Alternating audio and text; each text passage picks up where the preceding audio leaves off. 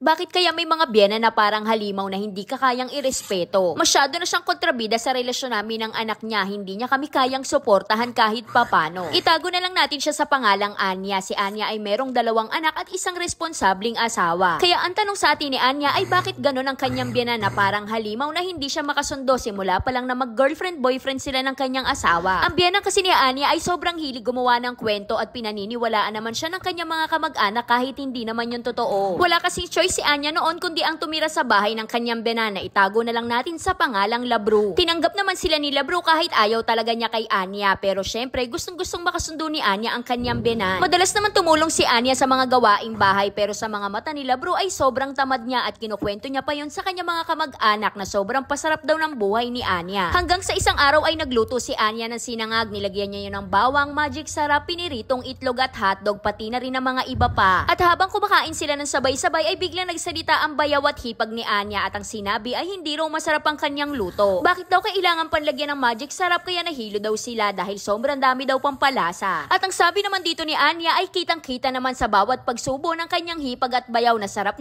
sila sa sinangag. Kaya bakit hindi na lang sila magpasalamat na ipinagluto sila ni Anya pagkatapos niyang maglinis ng buong bahay. Minsan ay maayos naman ang relasyon nila ng kanyang biyanan pero madalas na hindi dahil hindi niya maintindihan kung naiinggit ba sa kanya sila bro. Dahil nung minsan ay niregaluhan si Anya ng kanyang asawa ng isang gold na bracelet. Kaya nagulat si Anya na bigla na lang sumama ang loob sa kanya nila bro at sinabing hindi naman daw totoo ang Saudi gold, dapat daw Japan gold para siguradong exported talaga. Kaya minsan ay natatawa na lang silang mag-asawa sa ugali nila bro. Hanggang sa isang araw ay naisipan nilang mag-asawa na kumuha na lang ng isang bahay na maliit na pwede nilang rentahan. Pero nung sinabi nila yun kay Labro na kailangan na nilang umalis ay sinabihan lang sila na hindi naman daw sila pinapalayas, bakit kailangan pa nilang magrenta. Sumagot naman na maayos si Anya at sinabi niyang gusto niya lang talaga na magkakasama silang pamilya para matuto din silang mag-budget. Pero ang nangyari ay parang hindi rin sila bumukod ng bahay dahil alas 5 pa lang ng umaga kasarapan ng kanilang pagtulog ay nasa bahay na nila sila bro. Palagi maagang kumakatok sa kanila sila bro para doon kumain pero nire-respeto niya pa rin ang kanyang biyanan. Pero sa ginagawa nila bro ay parang pinupush na silang mag-asawa na hindi na siya dapat irespetuhin dahil masyado na siyang kontrabida sa lahat ng bagay. Hindi rin sila humihingi ng suporta sa kanyang biyanan kahit kaya naman talaga nitong magbigay. Pero kahit piso ay wala pang binigay sa kanila ang kanyang biyanan kaya masasabi niyang walang naiambag sa kanilang pagsasama ang kanyang biyanan. Pero kahit ganon ay si Anya pa ang nagbibigay ng konting pera sa kanyang biyanan ng patago sa kanyang asawa. Hanggang sa dumating ang araw na parang ang asawa na ni Anya ang sukang-suka sa ugali ng kanyang biyanan. Dahil kahit pati sariling anak ng kanyang biyanan ay sinisiraan na nito at sinasabing marami daw babae ang kanyang asawa. Kaya ikaw ba naman na magulang, dapat pa bang lumabas sa bibig mo ang sariling kasiraan ng pagkatao ng anak mo imbis na ipagtanggol mo siya, ikaw pa ang bumabatiko sa kanya. Kaya naaawa na lang si Anya sa kanyang asawa na minsan itinatapik ng asawa niya ang nanay niya pero kunwari na lang na may gagawin si Anya para hindi na nila mapag-usapan. Kaya hindi na lang masisi ni Anya kung bakit nawala na ng gana ang kanyang asawa sa sariling nanay niya at sinabi niya na lang na mag-focus na lang sa sarili niyang pamilya. Hanggang sa nabalitaan na lang ni Anya na galing sa iba nilang kamag-anak na inuudyo kanya daw ang kanyang asawa na iwasan mismo nito ang sarili niyang mga magulang. Parang si Anya pa ang lumalabas na nagtuturo ng hindi maganda sa kanyang asawa pero wala naman talagang pagtuturong naganap. At sa totoo lang ay sobrang saya talaga ni Anya kapag nakikita niyang magkasundo ang kanyang asawa pati na rin ang kanyang biyanan. Kaya sa ngayon po ay binlock na namin siya sa lahat ng social media at tinanggal na rin namin siya sa buhay namin ultimo sa mga apo niya. Kinat na po namin ang relasyon namin sa kanila dahil wala namang magandang maidudulot ang pagiging chismosa niya at palagawa ng kwento tungkol sa pamilya ko. Guminhawa naman po ang buhay namin at nagkaroon kami ng peace of mind hanggang ngayon na 2024 na ay hindi na po kami nagpakita sa kanila kahit sa iisang city lang kami nakatira. Kaya ang tanong ko lang po ay tama po ba ang ginawa namin, kaya sana ay mabasa. Kaya hanggang dito na lang Ate Charis. At para naman sa akin ay hindi ko naman masabing tama o hindi ko rin naman masabing mali. Kasi ganun din naman ako kapag ayoko sa isang tao o masama yung maidudulot niya sa amin, iniiwasan ko talaga ng bongga. Ang naging pagkakaiba lang natin ay hindi ko dinadama yung mga taong nakapaligid sa akin na umiwas din dun sa taong kinaiinisan ko. Kaya para sa akin iba yung misunderstanding nyo ng biyanan mo, iba din yung relasyon ng biyanan mo sa mga apo niya. Kaya para sa akin nasa sayo pa rin naman yan kasi ikaw pa rin ang mga magulang ng mga bata kaya ikaw pa rin ang masusunod. Pero kung dumating man yung panahon na yung mga anak mo na mismo ang gustong mag-reach out sa kanilang lolo at lola, bigyan mo din sila ng pagkakataon. Hindi kasi natin masasabi kung ano yung pwede mangyari, malay natin, 'di ba? Sa bigla niyong pagkawala magbago yung biyenan mo at bumait na siya kasi na-miss niya kayo. At ito na ang maging susi ng pagkakaayos niyong pamilya.